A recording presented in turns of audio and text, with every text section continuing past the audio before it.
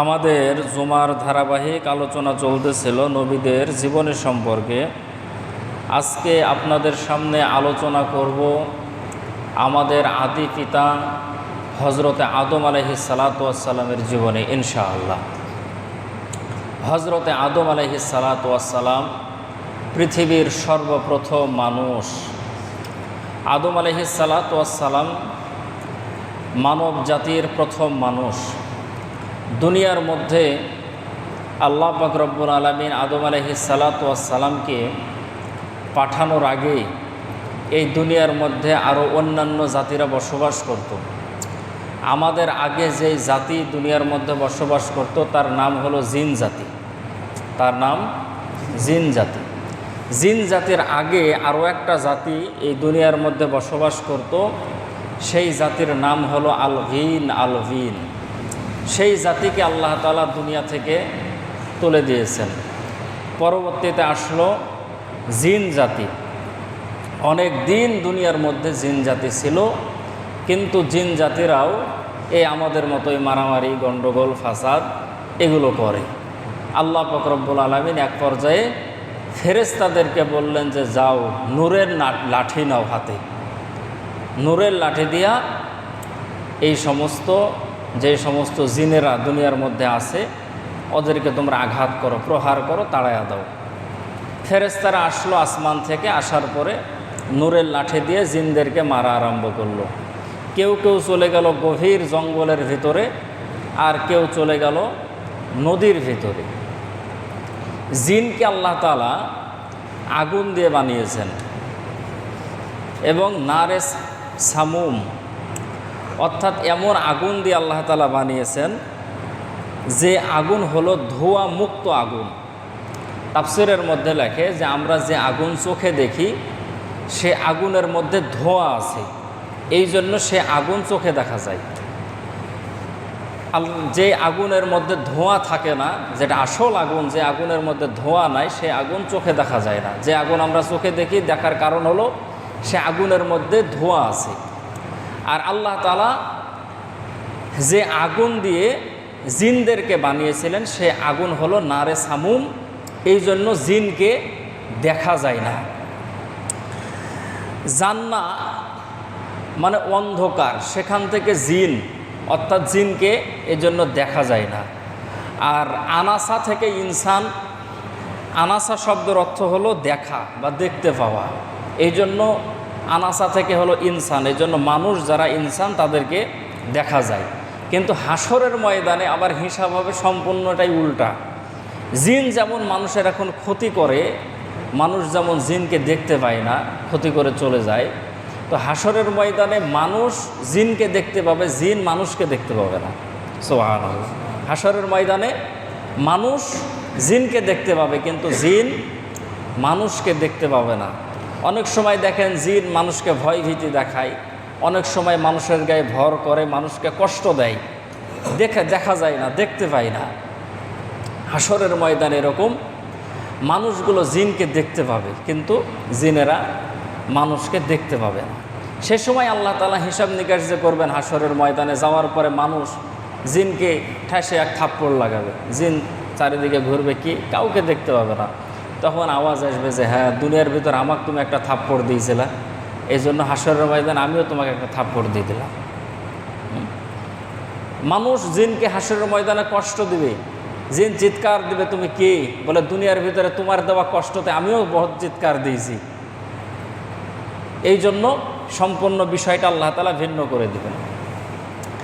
তো জিন জাতিকে আল্লাহ তাআলা দুনিয়ার জমিন থেকে উৎখাত করে দেওয়ার জন্য পাঠালেন ফেরেশতাদেরকে। ফেরেশতারা আসলো, আসার পরে সমস্ত জিনকে ফেরেশতারা তাড়ায় দেয়, সরায় দেয়, সবাই চলে যায়। এমন সময় হজরতে জিবরাইল আলাইহিস সালাতু ওয়াস সালামের নেতৃত্বেই সমস্ত ফেরেশতারা কাজ করতেছিল। তিনি দেখলেন ছোট্ট একটা ফুটফুটে বাচ্চা, তার আব্বা আম্মা তাকে ফেলে রেখে চলে গেছে।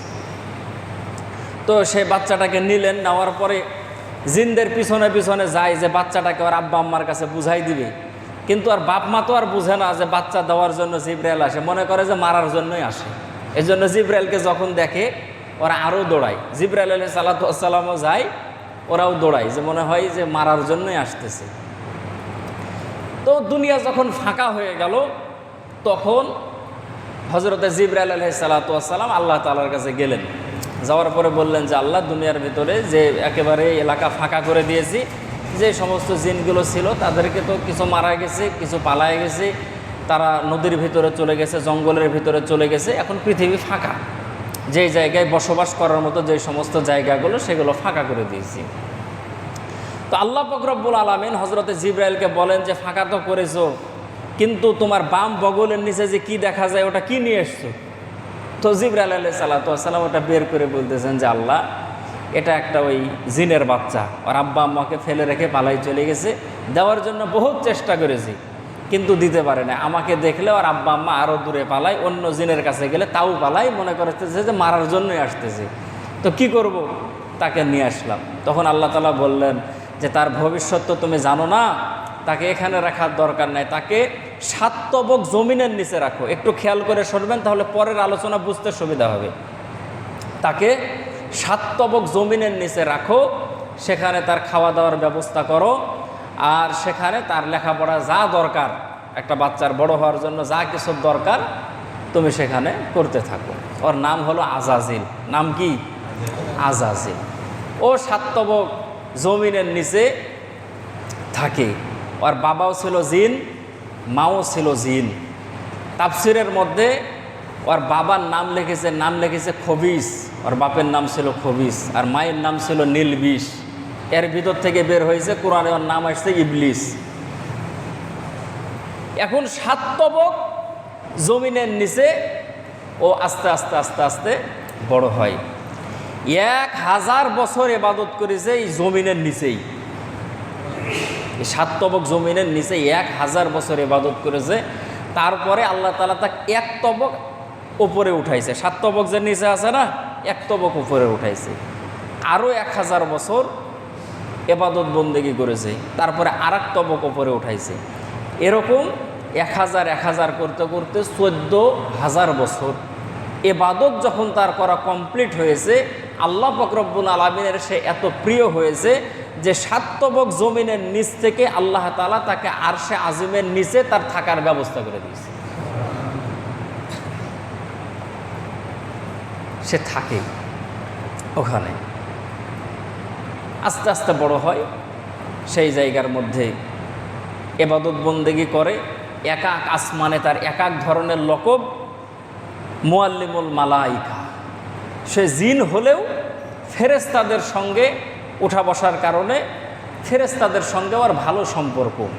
এবং এক পর্যায়ে আল্লাহ পাক রব্বুল আলামিন ওকে জান্নাতের দারোয়ান বানায় দিয়েছেন, যে ও জান্নাতের গেটের মধ্যে থাকে, আল্লাহ পাক রব্বুল আলামিনের ইবাদত করে।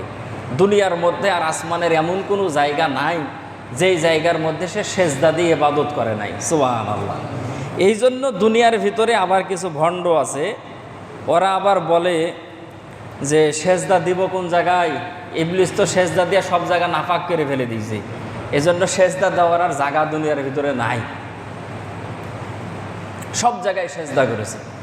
সম্মানিত মুসল্লিন একরাম, ওই আজাজিলের বয়স যখন 2,40,000 বছর, 2,40,000 বছর, সে সময় আল্লাহ পাক রব্বুল আলামিন জিবরাইল আলাইহিস সালাতু ওয়াস সালামকে বলতেছেন যে জিবরাইল, আমি দুনিয়ার মধ্যে মানুষ বানাবো, আমার খলিফা বানাবো, আমার খলিফা বানাবো। খলফুন মানে পিছনে, একের পরে যারা হয় তারাই হলো খলিফা। প্রথমের পরে দ্বিতীয় অপশানে যারা থাকে তারাই হলো খলিফা। যেমন আল্লাহর রাসূল ছিলেন, মদিনা মক্কা শাসন করেছেন, প্রেসিডেন্ট ছিলেন, তারপরে যারা ছিল তারা ছিল কি? খলিফা। হজরতে ওমর, হজরতে আবু বকর, হজরতে উসমান, হজরতে আলী, এরা হলো খলিফা। তো আল্লাহ পাক রব্বুল আলামিন বললেন যে আমি দুনিয়ার মধ্যে খলিফা বানাবো, আমার প্রতিনিধি বানাবো। যে সমস্ত প্রতিনিধিরা দুনিয়ার মধ্যে যাওয়ার পরে আমার কিতাবের তালিমগুলো দিবে, যারা কিতাব জানে না, যারা শরীয়ত বুঝে না, তাদেরকে শিক্ষা দিবে। এবং হজরতে ইব্রাহিম আলাইহিস সালাতু ওয়াস সালামকে আল্লাহ তাআলা বলেছিলেন যে ইব্রাহিম, তোমাকে আমি যে খলিল বানিয়েছি, ইব্রাহিম তোমাকে যে আমি খলিল বানিয়েছি, দুনিয়ার মধ্যে তুমি মানুষের মাঝে এমনভাবে ইনসাফ প্রতিষ্ঠা করো, মানুষকে এমনভাবে দিন শিক্ষা দাও যাতে করে মানুষ মানুষের উপরে জুলুম না করে, মজলুমের কোনো বদদুয়া, মজলুমের কোনো দোয়া যাতে করে আমি আল্লাহ তাআলার কাছে না আসি। তো আল্লাহ তাআলার ইচ্ছা হলো, দুনিয়ার মধ্যে তো জিন জাতিরা অনেক অত্যাচার করেছে, খুন খারাপি করেছে, জুলুম অত্যাচার করেছে ওদের ভিতরে, আমি এমন একটা খলিফা পাঠাবো দুনিয়ার মধ্যে, মানব জাতি পাঠাবো, যারা যাওয়ার পরে মানুষের উপরে জুলুম করবে না, অত্যাচার করবে না, ভালোভাবে বসবাস করবে, আমি আল্লাহ তাআলার ইবাদত করবে, এরকম খলিফা প্রতিনিধি আমি আল্লাহ তাআলা দুনিয়ার মধ্যে পাঠাবো। এই সিদ্ধান্ত নিয়েছেন আল্লাহ। খেয়াল করে শুনবেন, সিদ্ধান্ত নিয়েছেন আল্লাহ, কিন্তু পরামর্শ করা ভালো। এই জন্য সিদ্ধান্ত নেওয়ার পরে আল্লাহ তাআলা ফেরেশতাদেরকে বললেন যে, ফেরেশতা, আমি তো সিদ্ধান্ত নিয়েছি যে ইন্নী জাইলুম ফিল আরদি খলিফা, যে আমি দুনিয়ার মধ্যে খলিফা পাঠাবো, আমার প্রতিনিধি পাঠাবো। তখন ফেরেশতারা বলল যে, আল্লাহ পাঠাবেন, এটা আপনার সিদ্ধান্ত, ভালো কথা, কিন্তু ওরা দুনিয়ার মধ্যে যাওয়ার পরে মারামারি করবে, দুনিয়ার মধ্যে যাওয়ার পরে রক্তপাত ঘটাবে, দুনিয়ার মধ্যে যাওয়ার পরে এমন কোনো অন্যায় নাই যে অন্যায় ওরা করে না, সমস্ত অন্যায়গুলো তারা করবে। ওদেরকে বানায় না, আপনার ইবাদত করার জন্য আমরাই তো যথেষ্ট। আপনার তসবিহ দরকার, আপনার জিকির দরকার, আপনার স্মরণ দরকার, আপনার ইবাদত বন্দেগী যা দরকার এগুলো করার জন্য তো আমরাই যথেষ্ট। মানুষ আদম এগুলো বানানোর দরকার নাই, এগুলো বানায়েন না। তখন আল্লাহ তাআলা ওদের সমস্ত কথাগুলো শোনার পরে বললেন যে, ইন্নী আলামু মা লা তা'লামুন, যে তোমাদের সব কথাই ঠিক আছে, যা বলেছো তোমাদের মতো, কিন্তু আমি আল্লাহ যা জানি তোমরা তা জানো না। আচ্ছা বলেন দেখি, মানুষ বানাবেন আল্লাহ, অন্যান্য মাখলুকাতগুলো আল্লাহ বানাইছেন, মানুষও আল্লাহ বানাবেন। আচ্ছা আমরা কি সে সময় ওই ফেরেশতাদের সাথে কি আমাদের কোনো দুশ্মনী ছিল? যাদের 10 কাঠা জমি আমরা দখল করে নিয়েছি, এই জন্য ওরা বলেছে যে মানুষ বানায়েন না। ওদের সাথে কি কোনো আমাদের দুশ্মনী আছে? কোনো দুশ্মনী নাই। তারপরে ওরা একটা কাজের ভিতর ভেটো দিয়ে দিল, কি যে বানায়েন না, ইবাদত বন্দেগী করার জন্য তো আমরাই যথেষ্ট, বানাবেন কিসের জন্য? আমরাই আছে, আমরাই থাকি, বানানোর দরকার নাই। ওদের একটা পূর্ব অভিজ্ঞতা ছিল কি, যে জিন জাতি ছিল এরা মারামারি করতো, এই মানুষও দুনিয়ার মধ্যে যাওয়ার পরে মারামারি করবে। আল্লাহ পাক রব্বুল আলামিন বললেন যে, আমি যা জানি তোমরা তা জানো না, এখন মাটি নিয়ে আসো, মাটি দিয়ে বানাবো, আদম বানাবো। এখন আদমের নাম কিসের জন্য আল্লাহ তাআলা আদম রাখলেন? আদম, এই ব্যাপারে অনেকগুলো মত আসছে। যদি নবীদের জীবনে যদি আপনারা ভালোভাবে যদি জানতে চান, যদি বুঝতে চান, তাহলে আমাদের দেশে একটা বই পাওয়া যায়, বইয়ের নাম হলো কাসাসুল আম্বিয়া। কাসাসুল আম্বিয়ার মধ্যে সমস্ত নবীদের জীবনী একেবারে বিস্তারিতভাবে বর্ণনা করে দিয়েছেন। যদি সম্ভব হয় তাহলে বইটা নিয়ে পড়বেন, প্রত্যেকটা নবীর জীবনী সেই জায়গার মধ্যে লেখা আছে সুন্দরভাবে। এখন অনেকগুলো মতের ভিতরে কেউ বলেছেন যে আদম শব্দটা হলো আরবি ভাষা, আদিম থেকে আদম মানে মাটির ওপর ভাগ, মাটি থেকে যেহেতু আল্লাহ তাআলা আদমকে বানাইছেন, এই জন্য আল্লাহ তাআলা আদমের নাম আদম করে রেখেছেন। আবার অনেকেই মতামত দিয়েছেন যে আদম এটা আরবি ভাষা না, এটা হলো হিব্রু ভাষা। হিব্রু ভাষায় মাটিকে আদম বলা হয়, এই জন্য আদমের নাম আদম বলে রাখা হয়েছে। এখন আদম আলাইহিস সালাতু ওয়াস সালাম, আল্লাহ তাআলা বললেন যে মাটি নিয়ে আসো। মাটি আনার জন্য জিব্রাইল আসে, মিকাইল আসে। এটা পুরাতন ঘটনা, বক্তার মুখে শুনে শুনে আপনাদের মুখস্থ হয়ে গেছে প্রায়। আদম আলাইহিস সালাতু ওয়াস সালামকে বানানোর জন্য বললেন যে মাটি নিয়ে আসো।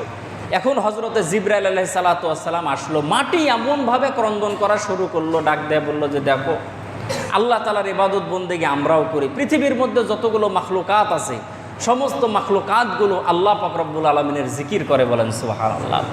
একেবারে যে সমস্ত গাছগুলো দেখতে পাই, নদীর মাছ, গর্তের পিপিলিকা, সমস্ত মাখলুকাতগুলো, মাটি, ধুলাবালি যায় যেগুলো আছে, সবাই আল্লাহ পাক রব্বুল আলামিনের ইবাদত করে, জিকির করে। তারা মাটি খুব ক্রন্দন করলো, বলল যে দেখো, এই আদম বানানোর জন্য আমাদেরকে নিও না, এরা দুনিয়ার মধ্যে যাওয়ার পরে খুব গন্ডগোল ফাসাদ করবে, আমাদেরকে আমাদের মতো থাকতে দাও।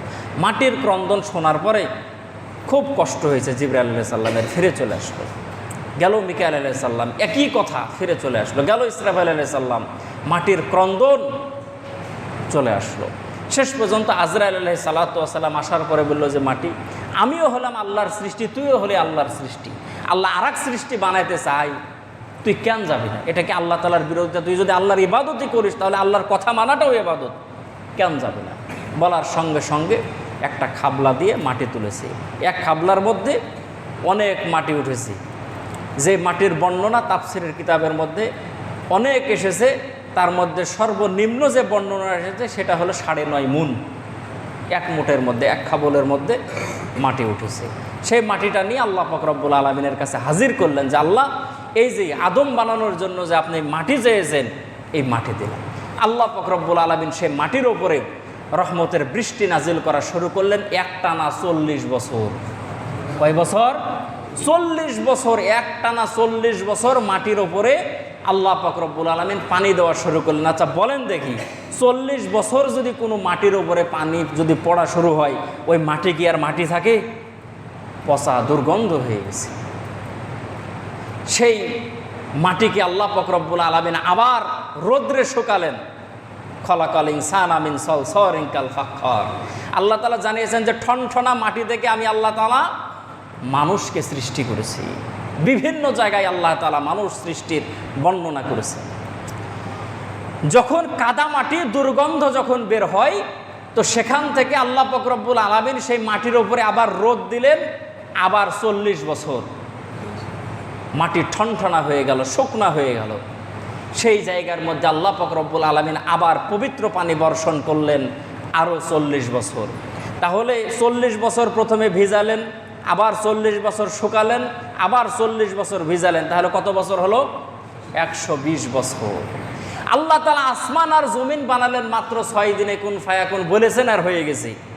আর একটা মানুষকে বানানোর জন্য যে খামিরা, যে মাটির খামিরার যে প্রয়োজন, সেটা আল্লাহ পাক রব্বুল আলামিন বানালেন 120 বছর ধরে। বলেন সুবহানাল্লাহ। আল্লাহ বলেন যে মানুষ, তোমাদেরকে যে কত সুন্দর করে বানাইছি, একটু চিন্তা করো, একটু কল্পনা করো যে আমি আল্লাহ তাআলা তোমাদের গুরুত্ব বোঝানোর কারণে আমি আল্লাহ তাআলা লম্বা সময় ধরে, আমি ইচ্ছা করলে অন্যান্য মাখলুকাতের মতো তোমাদেরকেও আমি আল্লাহ তাআলা বানাই দিতে পারতাম, কিন্তু বানাই নাই। আমি আল্লাহ তাআলা তোমাদেরকে বোঝানোর চেষ্টা করেছি। আমি আল্লাহ তাআলা ইচ্ছা করলে বানাতে পারি, কিন্তু বানাই নাই, এই জন্য তোমাদের গুরুত্ব বোঝানোর জন্য। সুবহানাল্লাহ। এখন আদম আলাইহিস সালাতু ওয়াস সালামকে বানানোর জন্য সেই মাটির খামিরা আল্লাহ পাক রব্বুল আলামিন নিজ হাত দ্বারা তৈরি করলেন। সুবহানাল্লাহ। আল্লাহ তাআলা নিজের ঘর করেছেন খানায়ে কাবা। ফেরেশতাদেরকে বলেছেন যে ফেরেশতারা বানাও। বানানোর পরে ফেরেশতারা রিপোর্ট করেছে আল্লাহ কেমন হয়েছে, বলে খুব সুন্দর হয়েছে। সমস্ত জিনিসগুলো আল্লাহ পাক রব্বুল আলামিন ফেরেশতাদের দিয়ে বানিয়েছেন, কিন্তু মানুষ বানানোর সময় আল্লাহ পাক রব্বুল আলামিন খামিরা নিজে করতেছেন। ফেরেশতারা বলেন যে আল্লাহ, আপনারা তো প্রিয় জিনিস বানাবেন, তা আমাদের হাতের কি একটু ছোঁয়া লাগবে না? বরকতকে আমরা নেব না? আল্লাহ বলল ঠিক আছে, বডি বানাও। ফেরেশতারা বানাই। আল্লাহ পাক রব্বুল আলামিন ডাক দিয়ে বলতেছেন যে ফেরেশতারা, বান্দার হাতের আঙ্গুলগুলো সুন্দর করে বানাবা, বান্দার নাকটা সুন্দর, বান্দার এরকমভাবে পাটা সুন্দর করে বানাবা, বান্দার শরীরের অঙ্গ প্রত্যঙ্গগুলো সুন্দর করে বানাবা। সমস্ত বানানো যখন কমপ্লিট, তা আল্লাহ পাক রব্বুল আলামিন ফেরেশতাদেরকে বলতেছেন যে ফেরেশতারা, এখন বান্দার চেহারাটা আমি আল্লাহ পাক রব্বুল আলামিন আবার নিজ কুদরতে হাত দ্বারা বানাবো। বান্দার কপালটা আমি আল্লাহ পাক রব্বুল আলামিন সুন্দর করে নিজ হাত দ্বারা বানাবো। কেন? কারণ দুনিয়ার মধ্যে যাওয়ার পরে এই কপাল দিয়ে আমার বান্দাগুলো আমার কুদরতের কদমের মধ্যে সেজদা দেবে।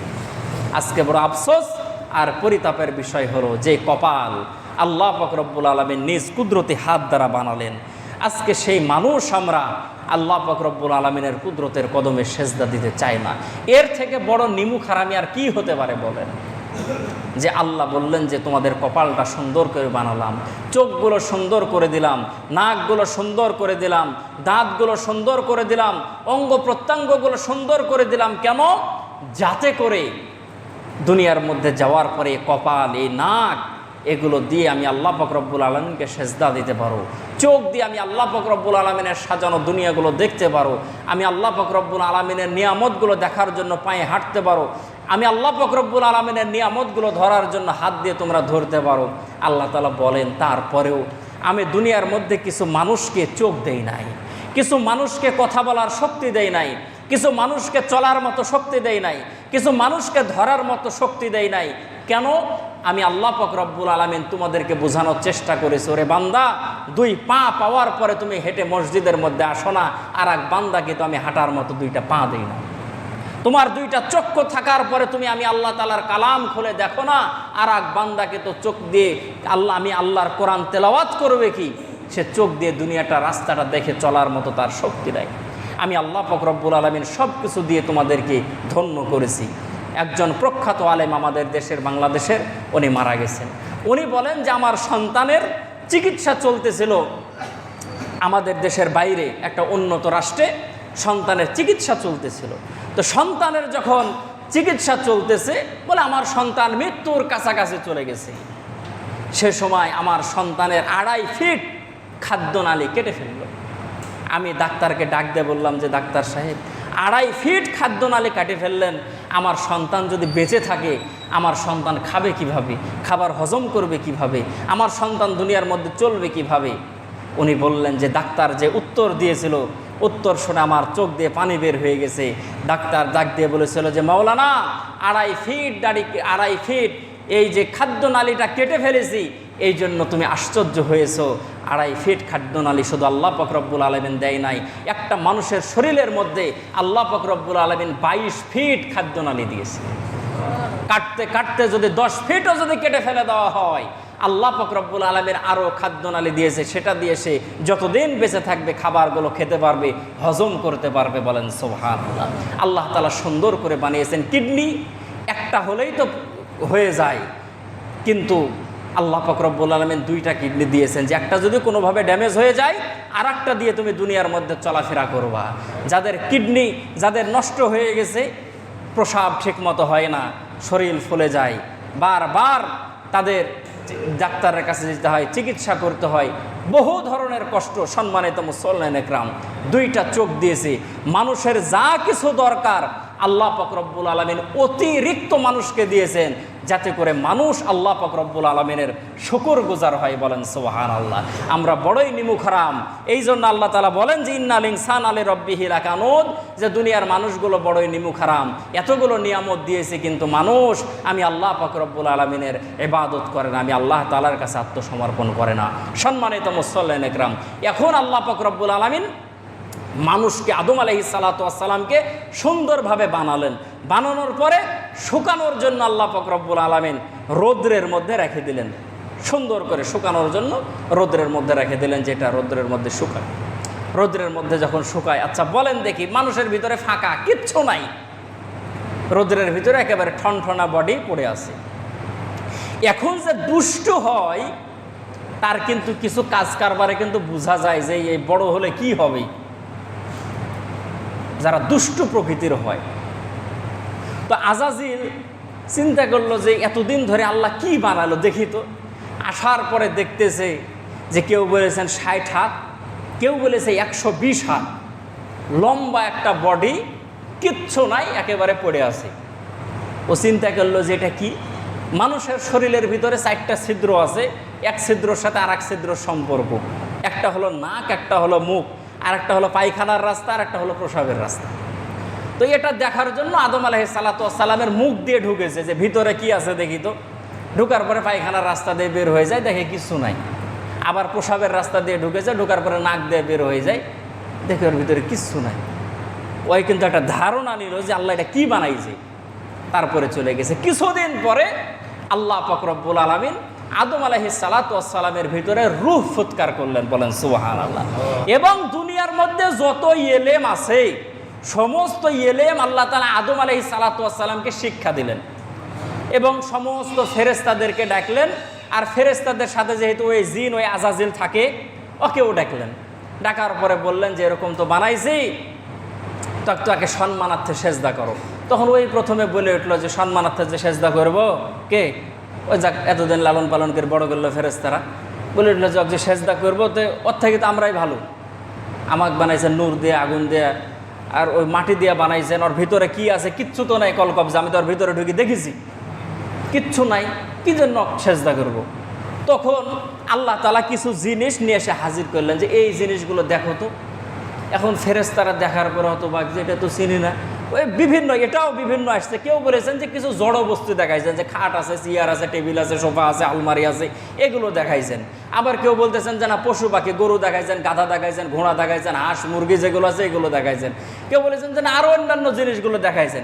দেখানোর পরে বলতেছে এগুলো কি ফেরেশতারা বলছে যে আল্লাহ আপনি যা আমাদেরকে মাথার দিয়েছেন এই আছে, তাছাড়া তো কিচ্ছু জানি না। তখন আল্লাহ তাআলা আদম আলাইহিস সালামকে বললেন যে আদম বলো তো এটা কি। আদম বলছে যে এটার নাম পেঁয়াজ, এটার নাম রসুন, এটার নাম মূলা, এটা ভাজি করে খাইতে হয়। বহু ধরনের জিনিস যা দেখালেন, এটা সোফা, এটা বসতে হয়, এটা চেয়ার, এটা খাট, এর ভেতর ঘুমাইতে হয়, যা যা জিনিস দেখাইছেন সমস্ত জিনিসের নাম আদম আলাইহিস সালাতু ওয়াস সালাম ঝরঝর করে বুঝে গেল। এখন ফেরেশতারা চিন্তা করলো তাহলে আমার থেকে এর ভিতরে গুণ কিছু বেশি আছে, আর কিছু বলা লাগে না, একেবারে সেজদা দিয়ে দিয়েছে আদম আলাইহিস সালামের সম্মানের সেজদা। এক সেজদা 500 বছর। গাল গল্প লয়, তাফসিরের কথা। এক সেজদা 500 বছর। কিন্তু এই আজাজিল বলল যে না, আমাকে মাঠ আগুন দিয়া বানাইছেন, অত কিছু বুঝি না, আমি সেজদা করব না। কারণ ও হলো মাটির নিচের দিক যায়, আমি আগুন, আমি উপরের দিক যাই, আমি সেজদা করব না। যুক্তি দেখালো আল্লাহ তাআলার কাছে। আল্লাহ বললো যে আমার কাছে তো কোনো যুক্তিবাদের এ জায়গার কোনো জায়গা নাই, তুমি এ জায়গার থেকে চলে যাও। 500 বছর সেজদা দেওয়ার পরে উঠেছে, উঠার পরে দেখতেছে যে আদম আলাইহিস সালাতু ওয়াস সালামের কারণে ওই আজাজিলকে আল্লাহ তাআলা বের করে দিয়েছে। তখন ফেরেশতাদের ভিতরে কল্পনা হয়েছে যে আল্লাহ আমরা তো চিন্তা করেছিলাম যে আমরাই উত্তম, কিন্তু দেখতেছি যে না আদম উত্তম, আর আদমকে সেজদা করার না কারণে এতদিন ইবাদত বন্দেগী করার কারণে এক জান্নাত থেকে বের করে দেওয়া হলো, আমরা তো বাইচে গেছি, এই জন্য দিয়েছে আর এক সেজদা। আবার 500 বছর দুইটা সেজদা আল্লাহ তাআলার কাছে এত পছন্দনীয় হয়েছে যে আল্লাহ পাক রব্বুল আলামিন 1 রাকাত নামাজে 2টা সেজদার নিয়ম করে দিয়েছেন।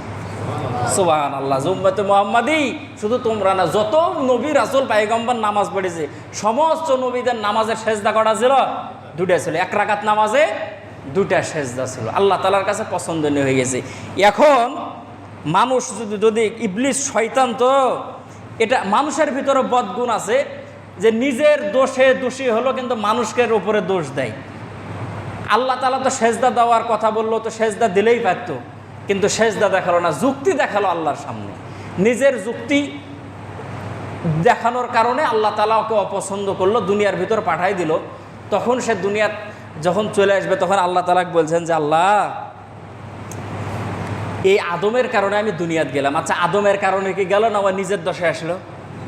নিজের দোষে গেল, কিন্তু দোষ দিল কার পর? আদমের পর দোষ দিল যে আদম তোমার কারণে আমি দুনিয়াত চলে গেলাম, আমার ইবাদত বন্ধ হয়ে গেল, সব নষ্ট হয়ে গেল। দুনিয়ার ভিতরে এরকম কিছু মানুষ আছে নিজে দোষ করে, নিজেই অপরাধ করে, আর দোষ দেয় কার পর? মানুষের উপর, যে তোর কারণে এই বিপদ আপদ মুসিবত হয়ে গেল, বা তোর কারণে এই সমস্যা হলো। তো আদম আলাইহিস সালাতু ওয়াস সালামকে কাছ থেকে ফেরত চলে আসতেছে। এমন সময় ওর মনের ভিতর আবার কি হয়েছে, আল্লাহ বলতেছেন যে আল্লাহ এই যে এতদিন যে আপনার ইবাদত বন্দেগী করলাম, তো এর বিনিময়ে কি কিছু দিবেন না? আল্লাহ বলছে কি চাইস তুই বল, জান্নাত তো পাবি না, তো কি নেবে বল। তো বলে এই যে আদমের কারণে চলে যাচ্ছে এখন দুনিয়া, এই আদমে জাহান্নামে নিয়ে যাওয়ার কারণে, ওর জীবন ধ্বংস করে দেওয়ার কারণে আমার যা যা জিনিসের দরকার তা তা নিব। আদম আলাইহিস সালাম কিন্তু শুনেই, দুজনে কাছাকাছি আছে, শুনতেছি। বলে আপনার আদম কতদিন বাঁচবে? বলে কতদিন বাঁচবে মানে কিয়ামত যতদিন হবে না ততদিন আদম সন্তান দুনিয়ার থাকবে। বলে এতদিন যদি আদম সন্তান দুনিয়ার থাকে তাহলে আমার এতদিন হায়াতও লাগবে, আমার হায়াতও বাড়াই দেন। আল্লাহ বলে যা দিলাম তোর হায়াত বাড়াই, আদম সন্তান যতদিন থাকবে তুইও দুনিয়ার ততদিন থাকবি। আদম আলাইহিস সালামের শুনে খুব মন খারাপ, যেটা কথা হলো আমার কারণে ও দুনিয়ার চলে গেল, যাক 10 বছর পর মরে যাবে, আমার সন্তান গেলে ভালোভাবে বসবাস করবে, তো আমার সন্তানও যতদিন থাকবে, ইবলিসেও বলে ততদিন থাকবে দুনিয়ার। বলে আর কি চাইস? বলে আল্লাহ আর চাই হলো যে আপনার এই বান্দাগুলোকে ধোঁকা দেওয়ার জন্য সামনে পিছনে ডানে বামে চতুর্দিক থেকে আমি যেন ধোঁকা যেন দিতে পারি, সেই শক্তি আমাকে দেন। বলে ঠিক আছে, তাও দিলাম। বলে এর সাথে আর একটা লাগাই দিয়ে বলতেছেন যে আল্লাহ এটাও যদি দিয়ে থাকেন তাহলে যারা আমাকে অনুসরণ করে চলবে ওদের খাবার দাবার কিন্তু আবার খবরদার বন্ধ করে দিয়ে না, নাহলে কিন্তু আমি লোক পাবো না।